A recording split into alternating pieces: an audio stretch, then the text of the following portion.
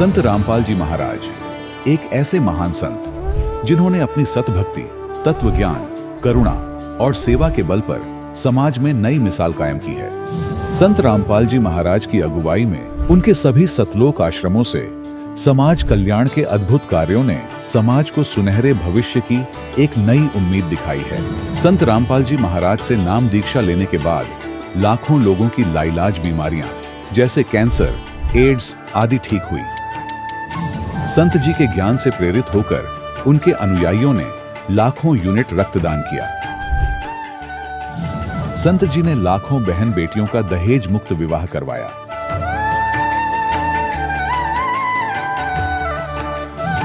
संत जी ने लाखों लोगों का नशा छुड़वाया, करोड़ों उजड़े परिवार बसे।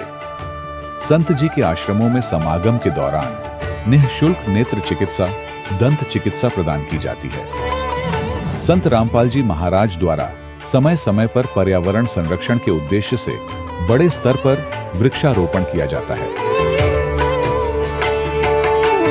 संत जी ने जरूरतमंदों को तत्काल राहत पहुंचाने के लिए एम्बुलेंस सेवा शुरू की। संत जी अपने अनुयायियों को देहदान के लिए प्रेरित करते हैं, जिससे मानवता की सेवा और चिकित्सा क्षेत्र में सुधार हो सके। संत रामपाल जी महाराज के सभी आश्रमों में हर रोज निःशुल्क भंडारा आयोजित किया जाता है, जहां हर वर्ग, हर जाति और हर धर्म के लोग एक साथ बैठकर भोजन करते हैं।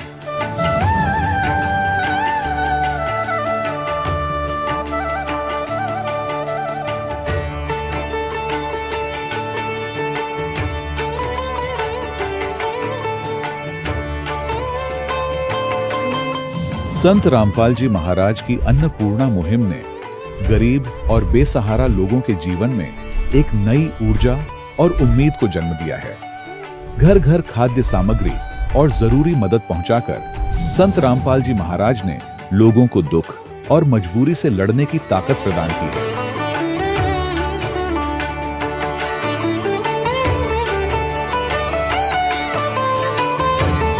संत रामपाल जी महाराज द्वारा गरीब लोगों के लिए घर बनवाने का अद्भुत कार्य एक ऐसी मिसाल कायम कर रहा है जो सदियों सदियों संत जी की उदारता और दया भावना के तौर पर जाना जाएगा।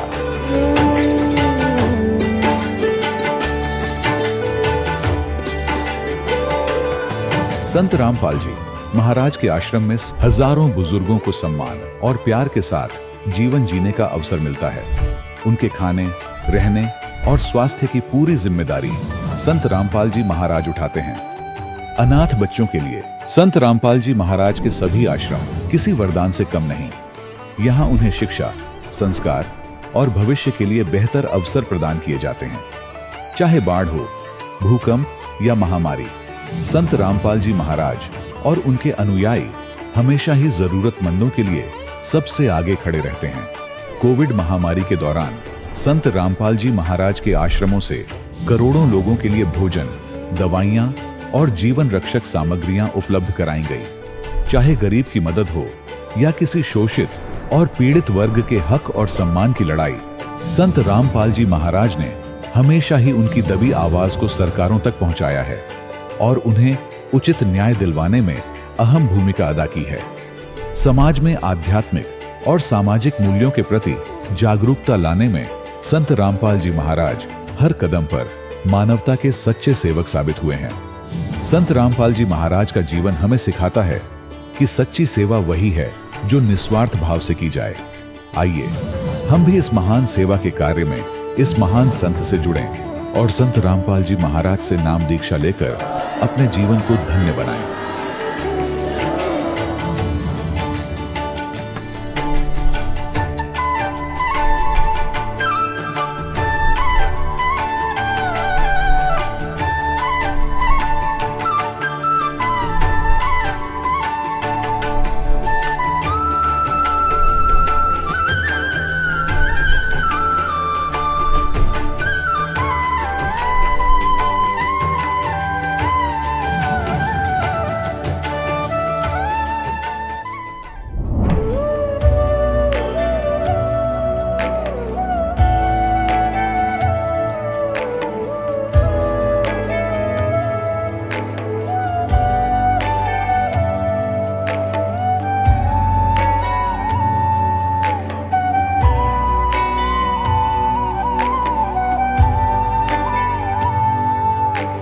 जब लग गुरु मिले न साचा, तब लग गुरु करो 10 पांचा।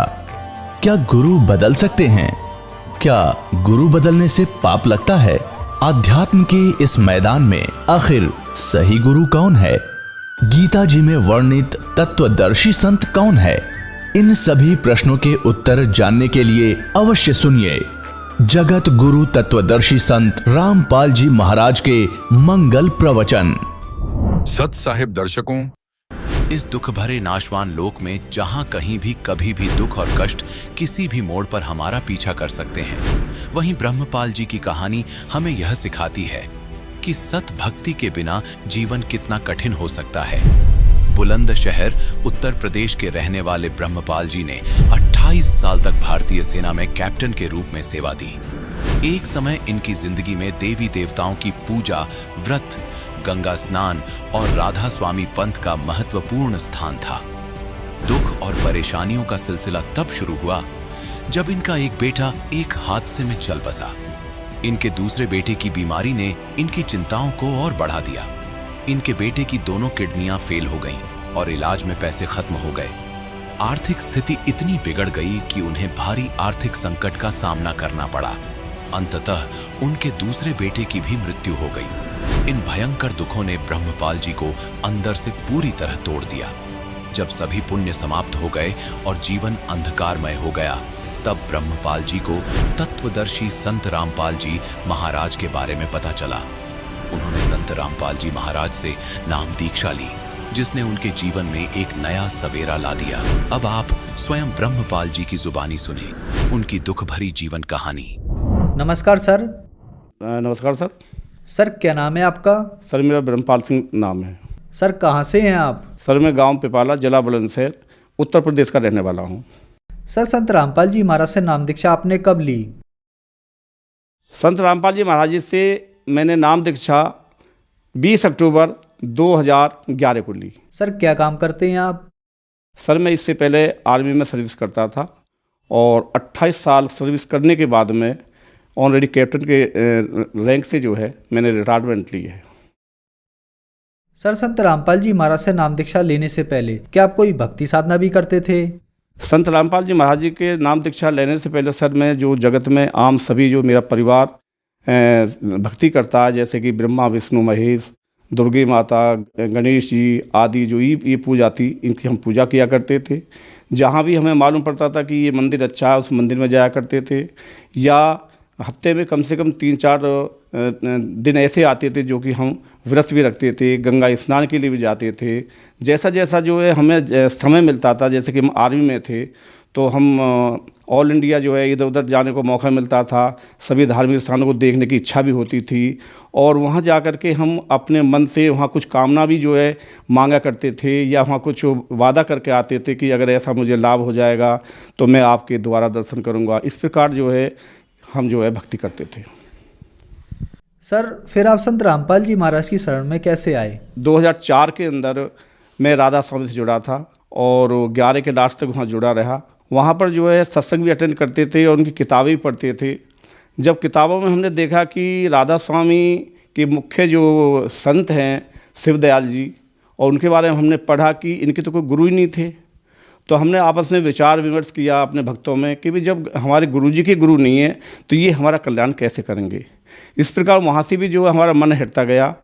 सर आप पारंपरिक भक्ति साधना कर ही रहे थे और राधा स्वामी पंथ में भी आपने भक्ति साधना की, गुरु बनाए, तो फिर संत रामपाल जी महाराज की शरण में आने का क्या कारण बना? इससे पहले पहली भक्ति जो करता आ रहा था, उसके बाद में जब बड़ा लड़का ख़त्म हो गया तो उसके 8 साल के बाद में मेरा एक छोटा लड़का था जो कि पढ़ाई लिखाई पूरी करने के बाद में मर्चेंट नेवी में उसने अपना जॉब जो है अटेंड किया था और वहाँ पर वो क्या नाम है डेक कैडेट में शिप कैप्टन था। लेकिन वहाँ पर जैसे वो सर्विस करता था वहाँ पर उसको पानी सूट नहीं हुआ और उसकी तबीयत वहाँ पर ख़राब हो गई। ख़राब होने के बाद में 1-2 बार के बाद में हमने उसको वहाँ से इस्तीफ़ा दिलवा दिया कि अभी आप यहाँ सर्विस नहीं करोगे, क्योंकि हम तो पहले ही जो है दुखों के मारे हुए थे। मैंने उस लड़के को जो वापस बुला लिया। वापस बुलाने के बाद में धीरे धीरे जो है उसका ट्रीटमेंट कराया, लेकिन ट्रीटमेंट जो है कोई सफलता हमें नहीं मिली। आखिर एंड ये हुआ कि वहाँ के मेरठ के डॉक्टरों ने उस लड़के को जो है सर गंगाराम दिल्ली को फॉरवर्ड कर दिया। वहाँ पर मैं और मेरी पत्नी उसको दोनों लेके चले गए। वहाँ पर हम लगभग 6 महीने वहाँ पर जो है बच्चे का ट्रीटमेंट कराया। उसकी दोनों किडनी जो है ख़त्म हो गई थी और जिससे कि उसकी वहाँ पर जो है कोई हमें कामयाबी नहीं मिली। इसी के दौरान जो है हमारी आर्थिक स्थिति, पूरा पैसा ख़त्म हो गया, हर चीज़ ख़त्म हो गई, लेकिन फिर भी जो है हम उस बच्चे को नहीं बचा पाए। जो ये एक्सीडेंट हो गए थे, जो बच्चों की मौत हो गई थी, मुझे गलत हैबिट पड़ गई थी। मैंने ड्रिंक करनी शुरू कर दी थी और ये स्मोक वगैरह जो करना शुरू कर दिया था। अब इसमें सवाल एक आ जाता है कि इससे पहले जब उन देवताओं की मैं भक्ति करता था, तो मुझे भी नौकरी मिल गई थी, बच्चों को भी नौकरी मिल गई थी, पैसा भी था, मकान दुकान भी जो है सही हो गए थे। लेकिन हम बड़े खुश थे कि आगे जो है भक्ति जो है, जैसा हम ये नाम ले रहे हैं, इन्हीं की कृपा है, इन्हीं की कृपा से ये सब कार्य चल रहे हैं। लेकिन जब ये सर्वनाश हुआ, जब नुकसान हुआ, तब महसूस हुआ कि हमारा जो भक्ति चार्जर है, जो सही भक्ति है, वेदों के शास्त्रों द्वारा हमारी भक्ति नहीं हो रही थी। जो इससे जो लाभ मिला था वो पिछली कमाई थी या पिछले जन्म की कमाई थी। जब तक वो कमाई चलती रही, जब तक मेरा कार्य सही चलता रहा। लेकिन जब भक्ति दान की जो है बैटरी डिस्चार्ज हो गई, तो 6 महीने में ये मालूम नहीं पड़ा कि कितना कमाया था, कहाँ गया, कैसे गया। यहाँ तक कि पूरा परिवार भी जो है मेरा साथ छोड़ गया। इसके बाद में यहाँ से जब ये दूसरा जो है लड़का जो ख़त्म हो गया, ख़त्म होने के बाद में तभी एक बहन आई थी मेरे पास में कि अब जो है आपका सब कुछ ख़त्म हो चुका है, अपने लिए आप जो है संत रामपाल जी महाराज जी के शरण में जाइए। इस प्रकार जो भक्ति करते करते जो काल ने जो है मेरे दोनों बेटों को जो ले लिया था, आपके सामने ऊपर जो फोटो में है ये बड़ा बेटा है जो कि थल सेना में था। इसके बाद में इसकी उम्र 24 साल थी और जो छोटा बेटा है उसकी उम्र 28 साल है जो कि मर्चेंट नेवी में था। ये आपके सामने छोटा बेटा है जो कि दोनों ये भक्ति करते हुए ब्रह्मा विष्णु महेश आदियों की भक्ति करते हुए इस काल ने जो है मेरे से झपट लिया था। दोनों जवान बेटे थे और आप जो है इनको फ़ोटो पे देख सकते हो। और जब ये लास्ट एक्सीडेंट हो चुका था तो मेरे जितने भी गार्जियंस थे, जो भी रिश्तेदार आदि थे, सब मिलने के लिए बार बार आ रहे थे। तो उनमें से जो है एक बहन जिसका नाम ज्ञानेश है, वे हमारे पास आई और उन्होंने जो संत रामपाल जी महाराज जी के बारे में जो है हमसे बताई कि भाई साहब अभी आप जो है संत रामपाल जी महाराज जी की शरण में चले जाओ, आपका कल्याण हो जाएगा, आपकी मोक्ष प्राप्ति हो जाएगी। तो उनकी ये लैंग्वेज सुन करके मुझे कुछ समझ में नहीं आया। मैंने उनसे जो है बड़े सही ढंग से बताया कि बहन जी आप ये बताइए, जब मेरे दोनों बच्चे ख़त्म हो गए तो अब मैं संत रामपाल जी महाराज जी के शरण में जाके क्या करूँगा? क्या संत रामपाल जी महाराज जी जो है मुझे क्या नाम है ये बच्चे वापस कर देंगे? ये मेरे उनसे क्वेश्चन आंसर हुए। लेकिन उन्होंने ये बोला कि भैया कोई बात नहीं, बच्चे तो वापस नहीं कर सकते, लेकिन मोक्ष प्राप्ति के लिए, आगे सुख शांति के लिए जो है आप परमात्मा के शरण में जाइए। वे पूर्ण ब्रह्म परमेश्वर हैं। संत रामपाल जी महाराज वे कुछ भी कर सकते हैं। जब आप वहाँ जाओगे, जब उनका ज्ञान पढ़ोगे, तब आपको मालूम पड़ेगी। इस प्रकार जो है हमने भक्तमती से उनसे एक क्या नाम उन बहन से जो है एक ज्ञान गंगा ली। ज्ञान गंगा लेने के बाद में उसको पढ़ाई की। सबसे पहले मेरी वाइफ ने जो है परमात्मा की शरण ग्रहण की। संत रामपाल जी महाराज जी ने उनको नाम दान की क्या नाम दया करी। 20 अक्टूबर 2011 को जो है मैं उनके साथ गया और मैं संत रामपाल जी महाराज जी के जो है शरण में जो है मालिक ने मेरे पर क्या नाम दया की। संत रामपाल जी महाराज ने मुझे अपनी शरण में लिया। सर, आपके बताए अनुसार आप पर दुखों का पहाड़ टूटा हुआ था, तो फिर संत रामपाल जी महाराज से नाम दीक्षा लेने के बाद क्या आपके दुख दूर हुए? क्या आपको लाभ भी प्राप्त हुए? आपने सही क्या नाम प्रश्न किया है। संत रामपाल जी महाराज जी के पास में नाम लेने के बाद में हम धीरे धीरे जो है मालिक के बताए तरीके से जो है भक्ति करते रहे। भक्ति करने के साथ साथ हमें इतना ज्ञान भी नहीं था। तो लेकिन उससे पहले जब हम समाज में थे, समाज में हमारे ऊपर तरह तरह के प्रश्न आने लगे। यहाँ तक कि जो हमारे रिलेटिव हैं या इधर उधर के यार दोस्त हैं, उन्होंने हमसे आना जाना या हमारे सामने से निकलना भी बंद कर दिया। सब ये कहते थे कि इनके 2 बच्चे ख़त्म हो गए हैं, इनके मकान के सामने से भी नहीं निकलना। ये सब समस्या सुनते सुनते जो है हमें बहुत परेशानी हुई। और परेशानी होने के बाद में क्या नाम है हमने कुछ सोच विचार किया कि भाई और कुछ जो 2-4 अच्छे आदमी थे, उन्होंने ये बोला कि भाई आप जो ट्रीटमेंट ले लो और परमात्मा क्या नाम है भगवान आपको दया कर देंगे। बगैर किसी प्रार्थना के हमने परमात्मा से प्रार्थना नहीं की, लेकिन हम चुपचाप जो है शर्म की वजह से ट्रीटमेंट लेते रहे, जगह जगह हॉस्पिटलों में जाते रहे। लेकिन लास्ट हॉस्पिटल दिल्ली आरआर जो कि बहुत बड़ा हॉस्पिटल है आर्मी का, और वहाँ भी जो है हमने जो है ट्रीटमेंट लिया। कि हमारे कोई मालिक जो है बच्चा जो है हमें प्रदान कर दे। उस टाइम मेरी एज जो है 55 साल थी और मेरी क्या नाम पत्नी की एज जो है 50 साल थी। लेकिन वहाँ पर भी जो है हमें जो है कामयाबी नहीं मिली। वहाँ भी उन्होंने जो यही जवाब दिया कि आप जो है इसमें सक्सेस नहीं होगे और अगर आपको बच्चे की इच्छा है तो आप किसी आश्रम से जो है बच्चे को गोद ले लो। लेकिन हम बोले हम गोद नहीं लेंगे, अब हमारे भाग में बच्चा है ही नहीं। अगर हमारी किस्मत में हमारे बच्चे होते तो वही हमसे दूर ना होते। और हमने एक ही जो है अपने मन में प्लानिंग करी कि अभी हम परमात्मा की भक्ति करेंगे। इस प्रकार करके अगले 15 तारीख को जो है सत्संग था। हम आश्रम में आए, मालिक का सत्संग सुन रहे थे। सत्संग के बाद में कुछ भक्त हम आपस में पार्क में बैठ जाते थे, अध्यात्म ज्ञान की चर्चा करते थे। संत रामपाल जी महाराज जी जो जो बताते थे, जो जो लाभ देते थे, भक्त आपस में एक दूसरे को जो है बताया करते थे। तो मेरे से भी एक भक्त ने इस अपने फायदे के लिए या इस बच्चे के लिए क्या आपने संत रामपाल जी महाराज जी से प्रार्थना की? मैंने बोला भाई हमने संत रामपाल जी महाराज से प्रार्थना नहीं की है, क्योंकि उम्र के लिहाज से हमें गुरुजी से डर भी लगता है, संत रामपाल जी महाराज से शर्म भी आती है। इस चीज़ की प्रार्थना करने में हमें जो है हिचकिचाहट है। लेकिन उन्होंने बोला कि हमारे संत रामपाल जी महाराज जी बड़े दयालु हैं और सबकी प्रार्थना सुनते हैं, आप प्रार्थना करो। ये सब करने के बाद में अपनी पत्नी से मैंने बात की। उन्होंने जो है संत रामपाल जी महाराज जी से प्रार्थना की कि परमात्मा अगर आपकी इच्छा हो, मालिक आप कृपा कर दें तो मैं ट्रीटमेंट करा लूँ, इलाज करा लूँ। तो संत रामपाल जी महाराज ने उस टाइम ये बोला था हंस करके कि क्या आपने अभी तक ट्रीटमेंट कराया नहीं है?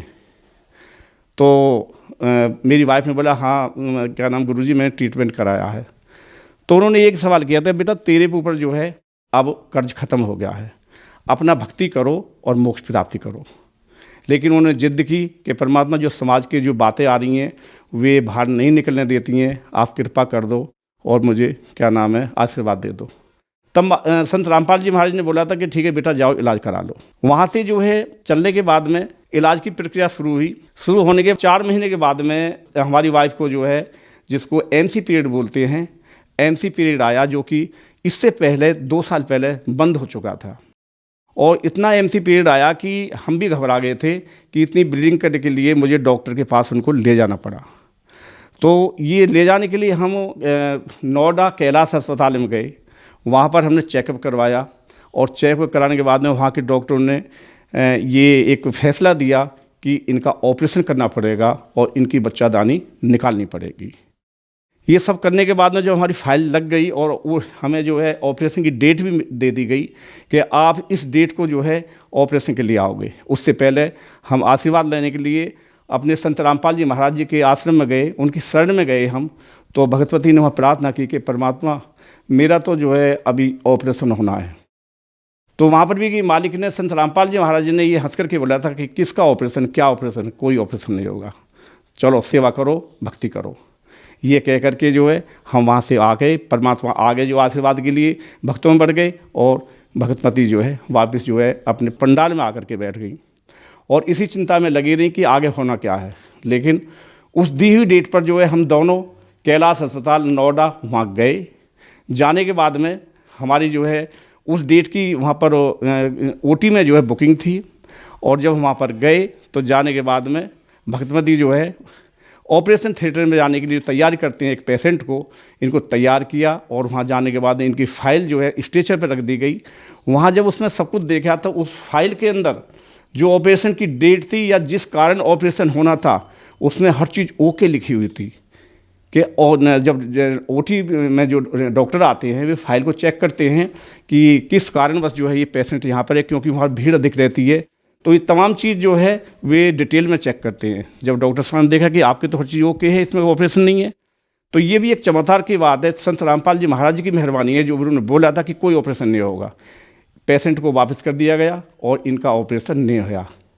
इसी के दौरान मालिक की कृपा से अगले 9 महीने में मालिक की ऐसी रजा हुई कि इस झोंपड़ी के अंदर मालिक की दया से, संत रामपाल जी महाराज की दया से एक बच्चे ने जन्म लिया। हमने प्रार्थना की थी, संत रामपाल जी महाराज से प्रार्थना की थी कि हम तो परमात्मा ओवर एज हैं, भगतमती के लिए मना कर दिया, डॉक्टर ने मेरी मना कर दिया है और सब सिस्टम जो है जो डॉक्टरी लाइन के हुए फेल बता दिए गए हैं।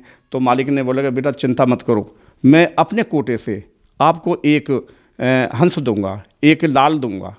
तो परमात्मा ने वो करके दिखाया और उस बच्चे ने इस घर में जन्म लिया। आज वो बच्चा जो है 7 साल का हो चुका है। आपके सामने अभी आप देख सकते हो, जो संत रामपाल जी महाराज जी ने हमारे ऊपर कृपा की थी, वो बच्चा अपनी क्या नाम है मम्मी की गोदी में है।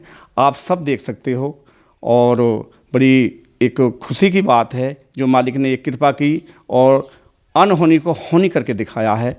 और इस समाज के लिए, इस भक्त समाज के लिए इससे बड़ी जो है और क्या मतलब जानकारी हो सकती है, क्या चमत्कार हो सकता है, ये आपके सामने है।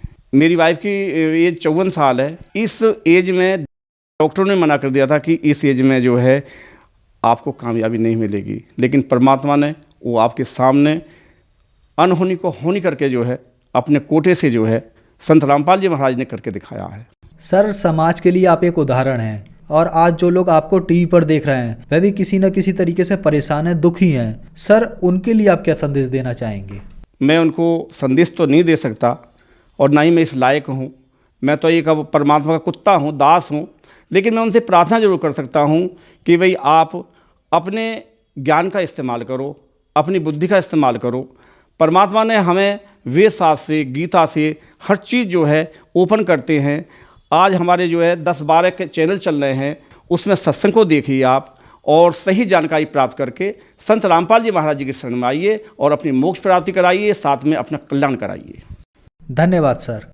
सत साहिब। दर्शकों, अभी आपने सुने संत रामपाल जी महाराज से दीक्षा प्राप्त करके सुखी हुए भक्त के अनुभव। अब देखिए जगत गुरु तत्वदर्शी संत रामपाल जी महाराज के मंगल प्रवचन। परम पिता परमात्मा पूर्ण ब्रह्म सर्वश्रेष्ठी रचनार कबीर देव कबीर साहिब कबीर परमेश्वर जी की असीम रजा से आप सभी परमेश्वर की प्यारी आत्माएं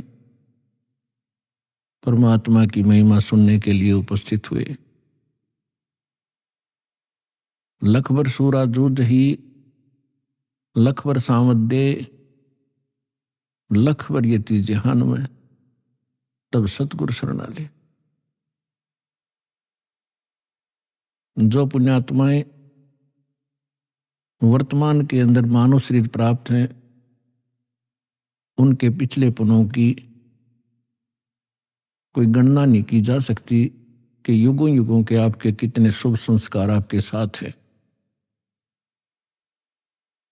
उनसे भी पुण्यकर्मी प्राणी वो हैं जो सतलोक आश्रम में पहुंचते हैं, दीक्षा प्राप्त करते हैं। पुण्यात्माओं, हमारे को सतगुरु नहीं मिले, हमारे को आध्यात्मिक टीचर ठीक प्राप्त नहीं हुए, जिस कारण से हम परमात्मा से मिलने वाले जो लाभ होते हैं उनसे वंचित रहे और मानव शरीर को व्यर्थ करके हम संसार छोड़कर चले जाते। आगे चल के ना जाने कितने कष्ट हम उठाया करते थे, उनका हमें ज्ञान नहीं था कि इससे आगे भी कुछ है। अब परमात्मा के इस तत्व ज्ञान से, इसके प्रकाश से हमें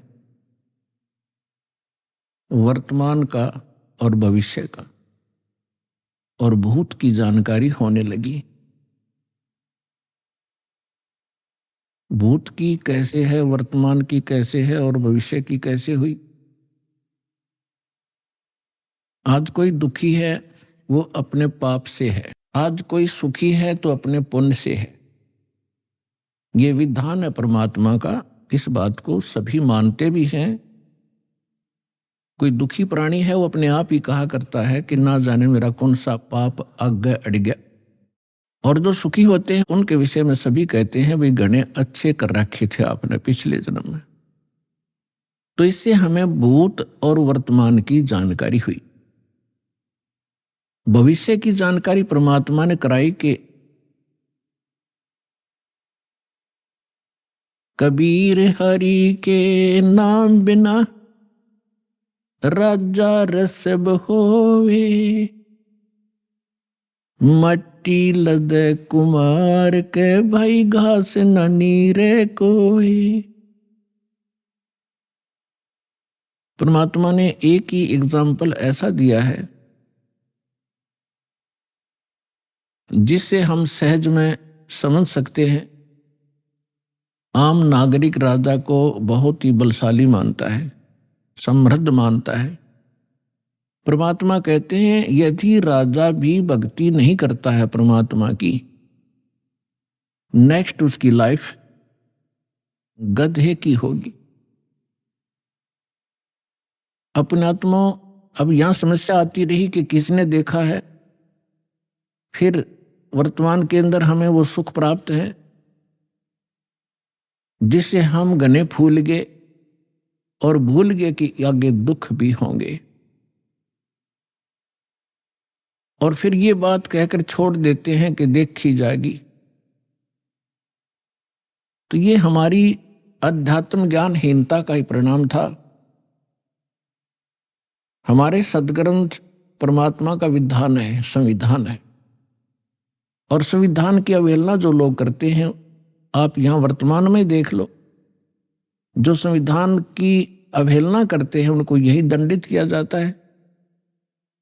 इसी प्रकार परमात्मा का विधान है, जो उसको तोड़ता है, उल्लंघना करता है, उसको भी दंड प्राप्त होगा।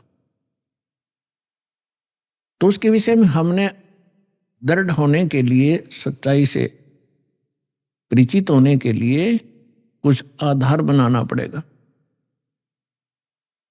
हमारे सदग्रंथ इसका आधार हैं। उसके पश्चात वो महापुरुष जिनको परमात्मा मिले और परमेश्वर का विधान उन्हें प्राप्त हुआ, और तीसरे नंबर पर उन महापुरुषों ने बताया कि वो परमात्मा कौन है। उस परमेश्वर ने आके स्वयं अपना विधान अपने मुख कमल से बोला, जिसको तत्व ज्ञान कहते हैं, जिसको सूक्ष्म वेद कहते हैं, जिसके विषय में हिंट दिया गया है श्रीमद् भगवद गीता अध्याय नंबर 4 के श्लोक नंबर 32 में। गीता ज्ञान दाता ये ब्रह्म है, और परम अक्षर ब्रह्म यानी पूर्ण परमात्मा की वो जानकारी दे रहा। अपने सतर का वो ज्ञान श्रीमद् भगवत गीता में अर्जुन को बता ही रहा है। उसके पश्चात वो कहता है कि विशेष जानकारी अध्यात्म मार्ग की परमात्मा स्वयं आके अपने मुख से ज्ञान देता है।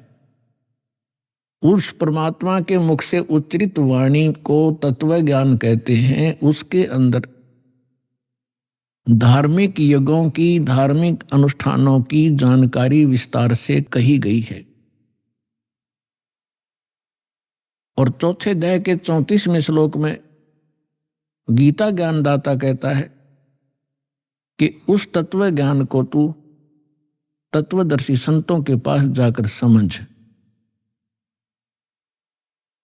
उनको दंडवत प्रणाम करने से, कपट छोड़कर उनकी सेवा करने से वो तत्वदर्शी संत तुझे परमात्म तत्व की जानकारी तथा तत्व ज्ञान का उपदेश करेंगे। तो इससे एक तो ये सिद्ध हो गया कि गीता जी के अंदर वो ज्ञान नहीं है। यदि वो ज्ञान श्रीमद् भगवत गीता में ही होता तो वो कह देता कि उस अध्याय में पढ़ लेना। और इससे ये भी सिद्ध हो गया कि वो परमात्मा अन्य है गीता ज्ञान दाता से, और वही मोक्षदायक है। उसके द्वारा बताया गया ज्ञान जो है वो तत्व ज्ञान है। चौथे अध्याय के 32वें श्लोक में अनुवादकर्ताओं ने एक गलती की है। इसमें एक ब्रह्मणे शब्द है, ब्रह्मणे। इन्होंने ब्रह्मणे शब्द का अर्थ कर दिया वेद, और यही ब्रह्मणे शब्द है गीता अध्याय नंबर 17 के श्लोक नंबर 23 में। वह इन्हीं अनुवादकर्ताओं ने ब्रह्मणे अर्थ का अर्थ किया है सच्चिदानंद घन ब्रह्म, यानी परम अक्षर ब्रह्म, जिसके विषय में गीता अध्याय नंबर 7 के श्लोक नंबर 29 में गीता ज्ञानदाता कहता है कि जो उस तत्ब्रह्म से, सारे अध्यात्म ज्ञान से और सभी कर्मों से परिचित हो जाता है वो व्यक्ति, केवल जरा और मरण से ही छूटने के लिए प्रयत्न करता है। यानी जरा माने वृद्धावस्था का कष्ट, मरण माने मृत्यु, अर्थात जो यहाँ से जन्म मरण के कष्ट से छूटने के लिए साधना करता है, संसार की कुछ इच्छा नहीं रखता है, वो उस तत्ब्रह्म से परिचित हो चुका है, सारे अध्यात्म ज्ञान से परिचित है और सभी कर्मों से परिचित है। अर्जुन ने 8वें अध्याय के प्रथम मंत्र में पूछा, फिर वो किम तत्ब्रह्म, वो तत्ब्रह्म क्या है?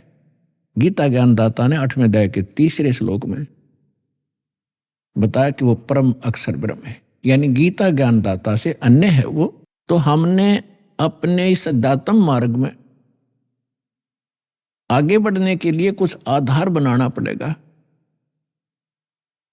अब तक हम जिस भी संत या पंथ में गए या उनका कोई अनुभव हमने पढ़ा, उनके तकरीबन विचार भिन्न मिलते, उनकी साधनाओं में बहुत अंतर मिलता। तो गीता अध्याय नंबर 2 के श्लोक नंबर 53 में कहा कि अर्जुन, जिस समय तेरी बुद्धि भ्रमित करने वाले भिन्न भिन्न प्रकार के वचनों से हटकर एक परमात्म ज्ञान पर स्थिर हो जाएगी, तब तू योगी बनेगा। योगी माने भक्त। तब तो तू भगत का होगा, नहीं तो कोई भी जहां भी आप जाते हो आपको तत्व ज्ञान है नहीं। कोई भी सिरफिरा आपको दो अटपट करके वहां से डिगा देता है, आपको सुमार्ग से विचलित करके कुमार्ग पर खींच ले जाता है। और जिस समय आप इस तत्व ज्ञान से दृढ़ हो जाओगे, तो यहां पर ब्रह्मा विष्णु महेश आ जाइए आपके सामने, आप ज्ञान में डगमग नहीं हो सकते, उनको विचलित कर दोगे। ये ऐसा ज्ञान है।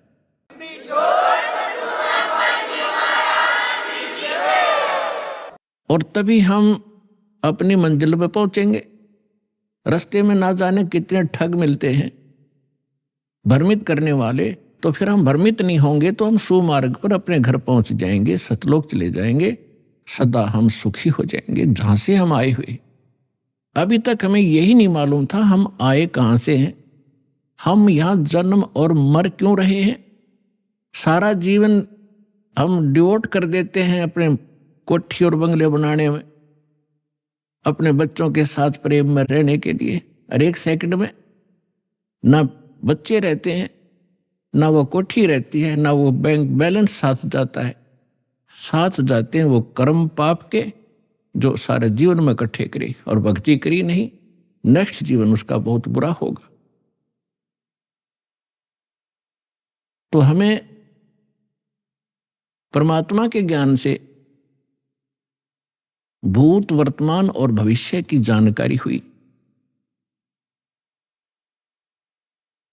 अब कोई तो एक ही व्यक्ति है, मानव शरीर सभी का समान है, कर्म में कितना अंतर है। तो ये कर्म किए कब थे? कभी पिछले जन्मों में, भूतकाल के अंदर। तो भूतकाल आज का वर्तमान ही भूतकाल बनेगा और आज के वर्तमान से हमारा भविष्य बनेगा। इसलिए सत्संग में आने से, परमात्मा के तत्व ज्ञान से परिचित हो जाने से प्राणी अपने उद्देश्य को प्राप्त करता है, समझता है कि मनुष्य का उद्देश्य क्या था। तो पुण्यात्माओं, आपको सत्संग मिला, सतगुरु मिले। सतगुरु से कहते हैं जो सच्चा ज्ञान बतावे और सदग्रंथों पर आधारित हो। इस दास के जितने वचन होंगे उन महापुरुषों की वाणी जिनको भगवान मिले, और वो हमारे प्रमाणित सदग्रंथ होंगे जिनको हम आज तक श्रेष्ठ और सत्य मानते रहे हैं। श्रीमद् भगवद गीता अध्याय नंबर 16 के श्लोक नंबर 23-24 में कहा कि अर्जुन, शास्त्र विधि को त्याग कर जो मनमाना आचरण करते हैं उनको न तो कोई सुख होता है, न उनकी को कोई सिद्धि प्राप्त होती है और न उनको कोई गति प्राप्त होती है। और हम इन 3 वस्तुओं के लिए ही भक्ति करते हैं, मोक्ष हो, संसार में हम सुखी रहें और हमें कुछ सिद्धि प्राप्त हो। सिद्धि माने हमारे कार्य सिद्ध हों, और सत भक्ति के अंदर ये सिद्धियां आ जाती हैं, जिन सिद्धियों के आधार से एकाध सिद्धि को प्राप्त करके ये ऋषिजन हमें अपने पीछे लगाए रहा करते थे। तो हमने उन सिद्धियों का प्रयोग नहीं करना, वो आपके इस जीवन काल में ऑटोमेटिकली काम करते रहेंगे।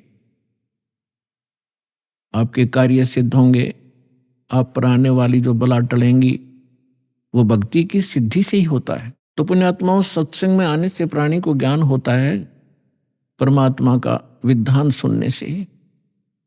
मानुष जन्म दुर्लभ है, ये मिले न बारंबार।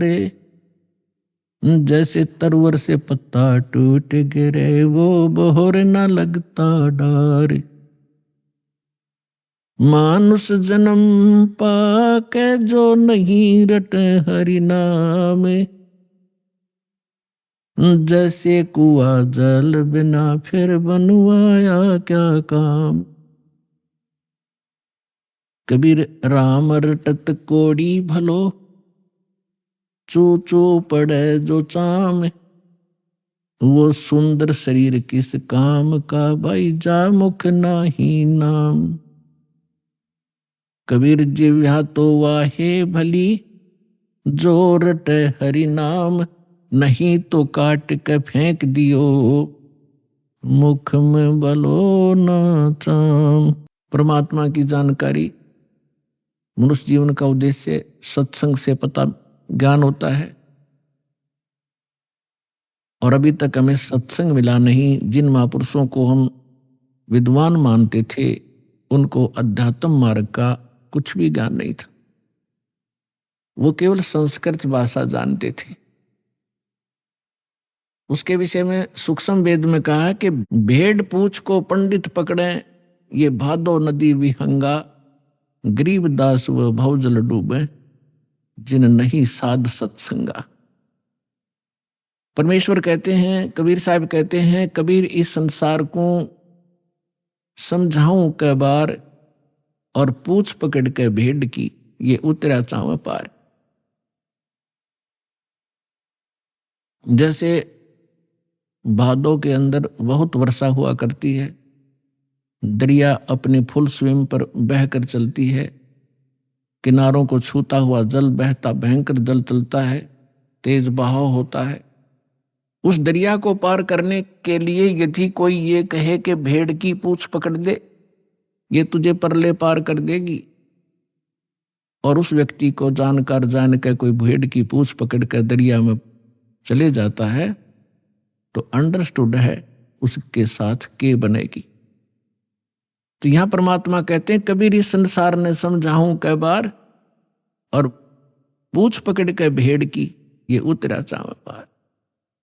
इसी बात को आदरणीय गरीबदास साहिब जी, जो परमात्मा से परिचित हुए, सचखंड देखा, सतलोक गए, फिर वापस आए, परमात्मा से प्राप्त उस तत्व ज्ञान के आधार से कहते हैं कि भेड़ पूछ को पंडित पकड़े, ये भादो नदी विहंगा।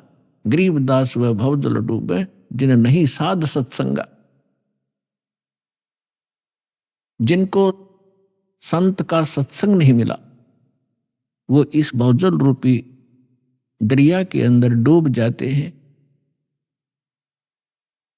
और जो साधनाएं आप कर रहे थे, वो भेड़ की पूंछ पकड़ा रखी थी। श्राद्ध निकाल दो, 13वीं कर लो, फिर फूल चुग लो, इससे काम लगा रखे थे हम। भक्ति के तो आसपास भी नहीं पहुंचे थे, कहीं नामो निशान नहीं था भक्ति का। फिर कोई ज्यादा ही श्रेष्ठ समझते थे, हरे राम हरे कृष्ण, सीताराम राधे श्याम, राधे राधे श्याम मिला दे, ये गीत गाते रहे। इससे भी कोई ज्यादा ऊंचे उठे, वो कहते हैं ओम नाम सबसे बड़ा, इससे बड़ा ना कोई, ओम नाम का जाप करे शुद्ध आत्मा होए। तो ये अधूरा ज्ञान था, यह भेड़ की पूंछ थी। हमने जाना है सत्यलोक में, जहां हम पहले रहा करते थे, और जहां हमें सर्व सुख प्राप्त होगा, जिसकी खोज हम यहां कर रहे हैं इस गंदे लोक में। इस पृथ्वी पर और काल ब्रह्म, जिसका ओम नाम है, ये ब्रह्म है। इससे ऊपर 2 शक्तियां और हैं ब्रह्म से ऊपर, एक पर ब्रह्म एक परम अक्षर ब्रह्म। इन्हीं को अन्य शब्दों में कहते हैं, जैसे ब्रह्म को कहते हैं सरपुरुष या सरब्रह्म। श्रीमद् भगवत गीता अध्याय नंबर 15 के श्लोक 16 और 17 में इन तीन पुरुषों की, तीन प्रभुओं की जानकारी है। हमारे जो गुरु थे, हमारे ऋषि महर्षि थे, ये हमारे सदग्रंथों अपने सिलेबस से परिचित नहीं थे। ये खाक टीचर थे। जो टीचर अपने सिलेबस से परिचित नहीं है वो टीचर नहीं है। वो लोक वेद सुनाया करते थे, और जिस आधार से हमने, हमारे पूर्वजों ने जीवन नाश कर दिए, आज वो पशु पक्षी भूत योनियों में भोग रहे हैं। और अब उनको राहत दिलाने के लिए कहते हैं श्राद्ध निकाल दो, फलान कर दो। वो मनमाना गधा बन रहा हो और यहाँ उसके श्राद्ध निकाल रहे। ये कोई बात हुई? हम शाने नहीं थे, हमें ज्ञान नहीं था, तो परमात्मा ने दया बख्शी है, आपको शिक्षित किया, और शिक्षित करके फिर दास को इस ज्ञान से युक्त किया। उससे पहले आपके लिए ये इंस्ट्रूमेंट बनवाए ताकि ये बच्चे घर बैठे समझ सके, सदग्रंथों को रूबरू कर किया जाए। अभी तक हम शिक्षित ना होने से एक सिरफरा 4 वाणी 4 श्लोक गीता या वेद के घोट लेता, हम उसके मुंह की तरफ देखते रहते, बड़ा विद्वान है, वाह भाई वाह, बड़े संस्कार जानता है। भाषा का जानना अलग चीज है, अध्यात्म का जानना ये विशेष ज्ञान है। तो जो प्रसंग चल रहा था कि जब तक हम अपने सदग्रंथों से परिचित नहीं होंगे तब तक हमें विश्वास नहीं होगा कि सचमुच हम जो सुना करते थे वो सत्य था या असत्य था। क्योंकि आज हम शिक्षित हैं, सदग्रंथ हमारे पास हैं, जिनके ऊपर आज तक हम लाखों वर्षों से आधारित रहे हैं, और आज वही हमें क्या संदेश दे रहे हैं तो एक मिनट में समझ जाओगे, क्योंकि परमात्मा ने आपको शिक्षित बनाया है। तो यहां समस्या हमारे सामने यही अड़ी रही कि हम स्वयं परमात्मा के ज्ञान से परिचित ना होने से ऐसे ही भटकते रहे। किसी ने जो मार्ग दिया उसी को हम जाप करने लगे। तो यहां 3 पुरुष हैं, एक सरपुरुष, सरब्रह्म भी कहते हैं इसी को, दूसरे शब्दों में इसको ईश कहते हैं।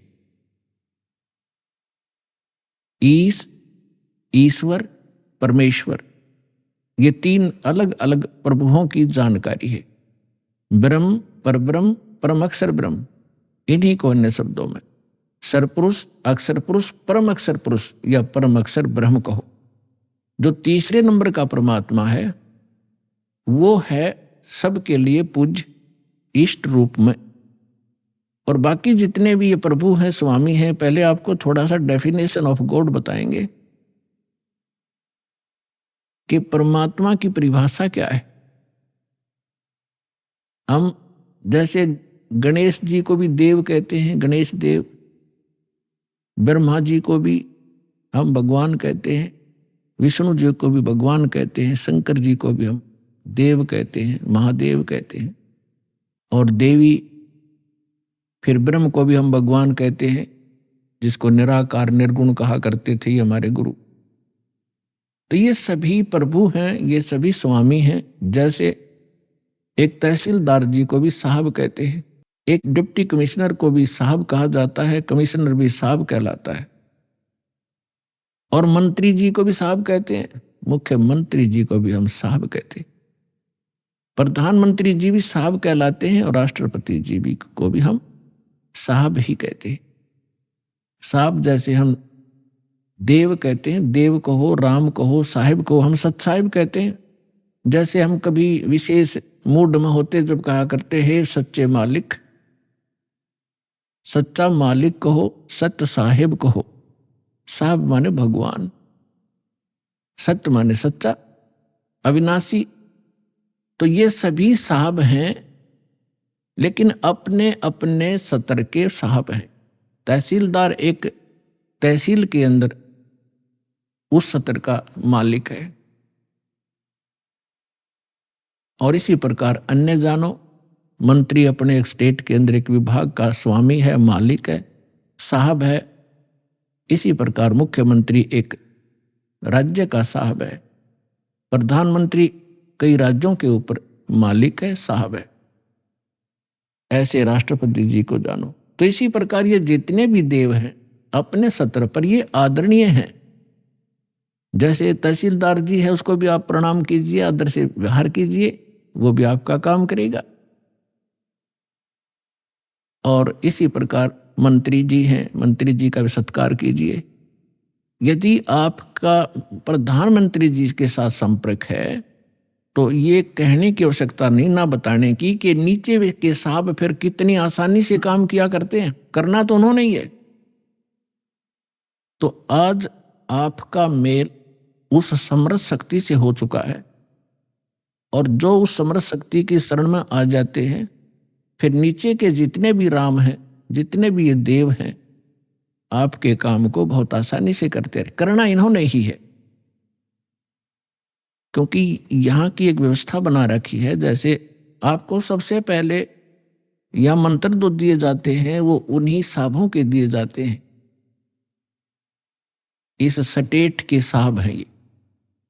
इसके साथ साथ आपको उस परम पिता परमात्मा की भी भक्ति दी जाती है, जिसके साथ होने से ये साहब आपको बहुत आसानी से लाभ देते हैं।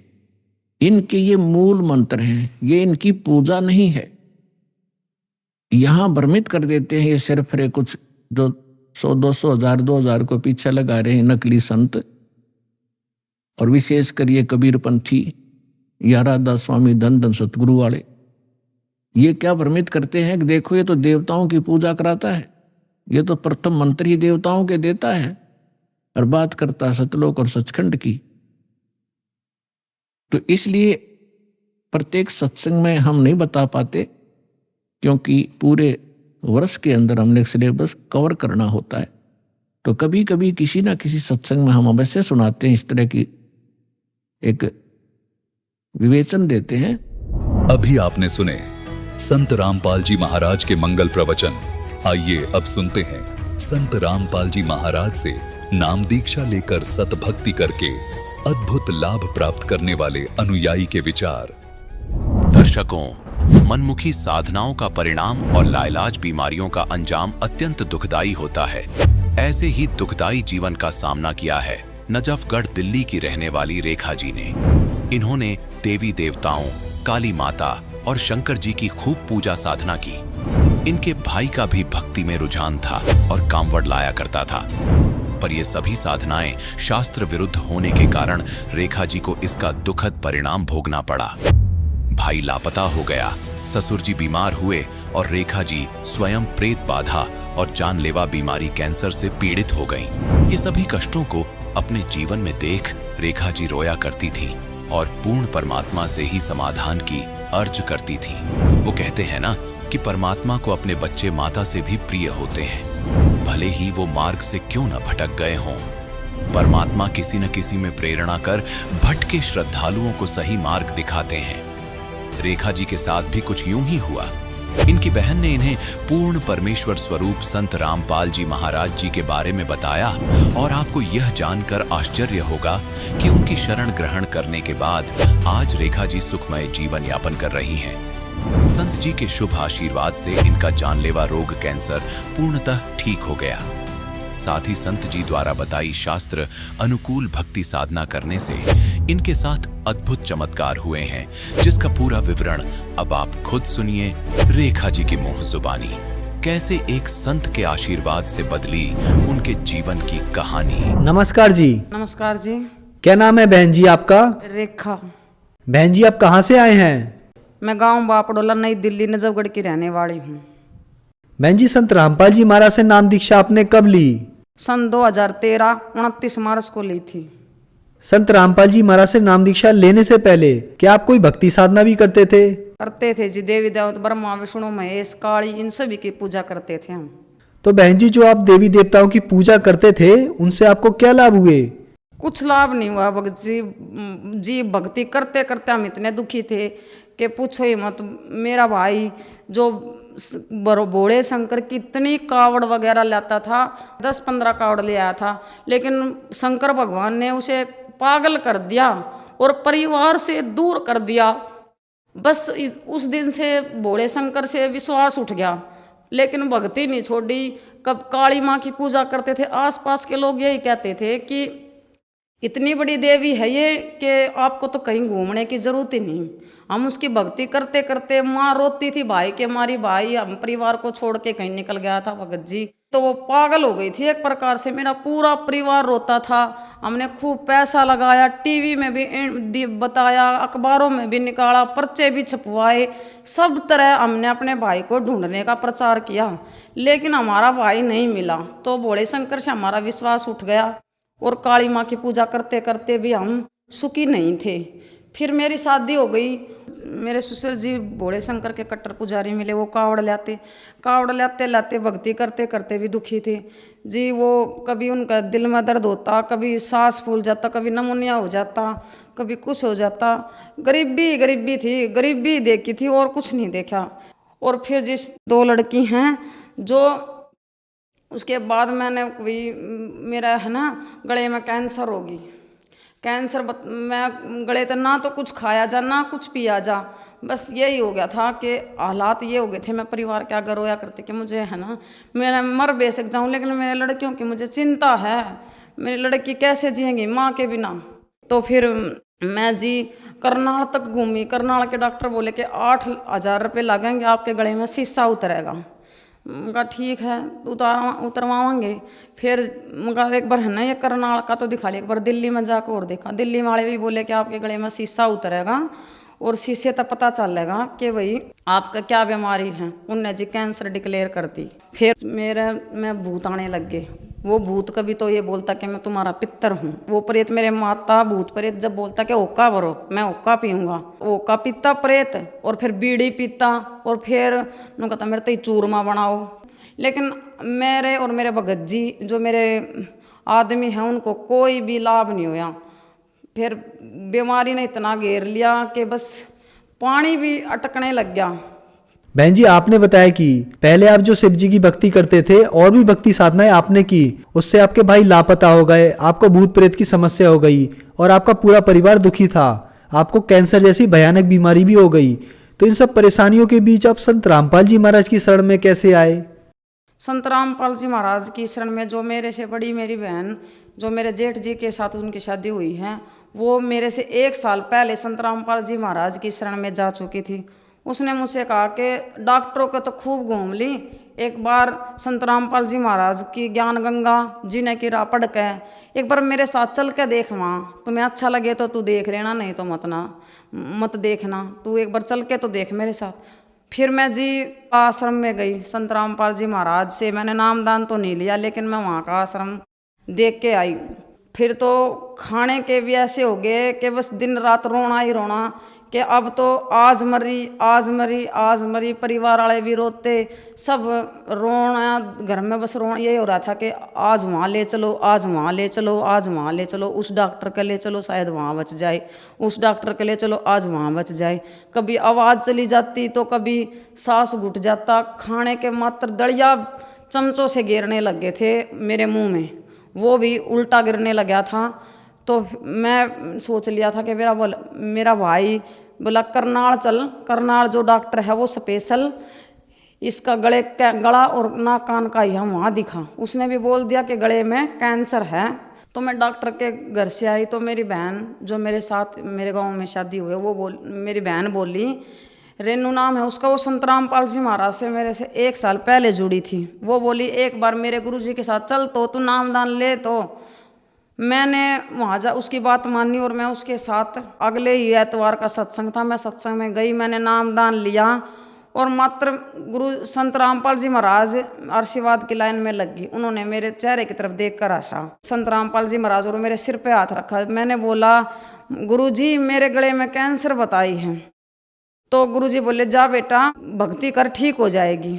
तो फिर मैंने मार्च 2013 को 29 मार्च को गुरुजी से नामदान ले लिया।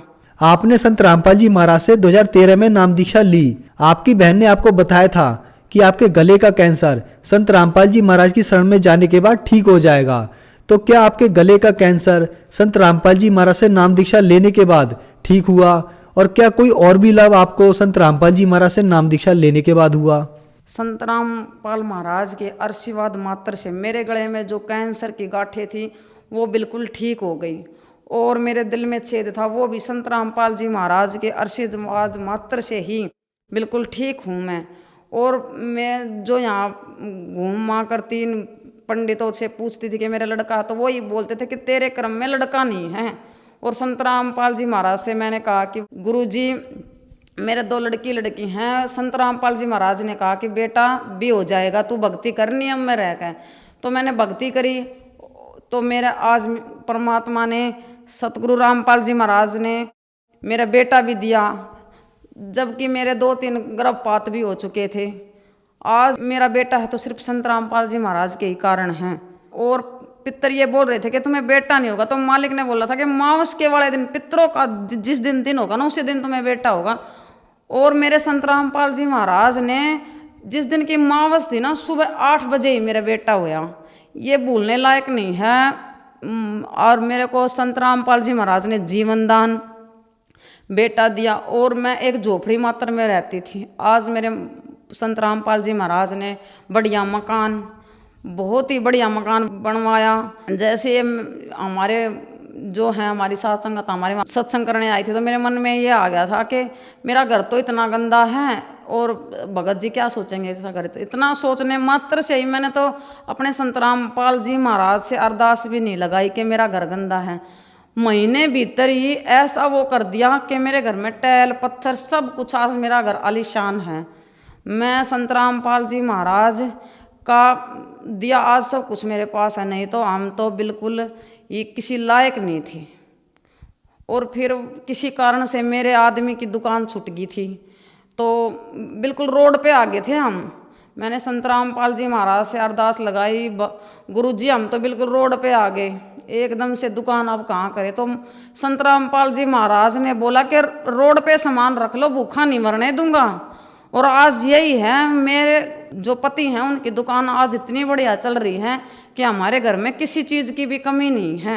हम संत रामपाल जी महाराज के शरण में जाने से बिल्कुल सुखी हैं। हमारे रोग भी कट गए, हमारे संतान भी पूरी होगी, घर भी बढ़िया बन गया, और मेरे जो पति हैं उनकी दुकान भी बहुत ही अच्छी चल रही है।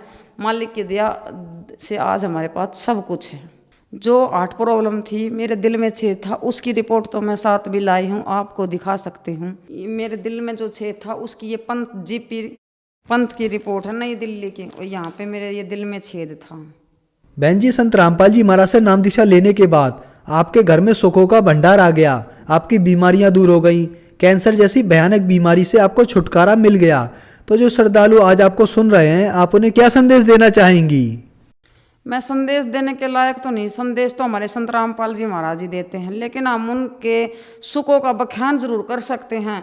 हमें इतना सुख मिला है तो आप संत रामपाल जी महाराज की शरण में जुड़ो। ये शास्त्रों के अनुसार भक्ति बताते हैं, ये पाखंडों से बचाते हैं। इनकी शरण में जुड़ने से हम ये मोक्ष भी होगा और हमें सुख भी मिलेंगे। संत रामपाल जी महाराज से नाम दीक्षा कैसे ले सकते हैं?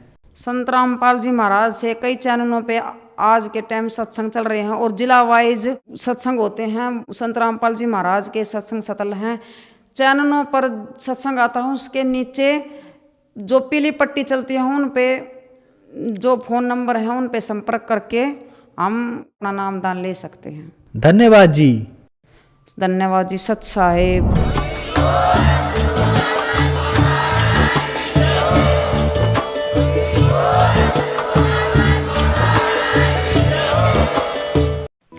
आप सुन रहे थे जगत गुरु तत्वदर्शी संत रामपाल जी महाराज के मंगल प्रवचन। अधिक जानकारी के लिए संपर्क करें।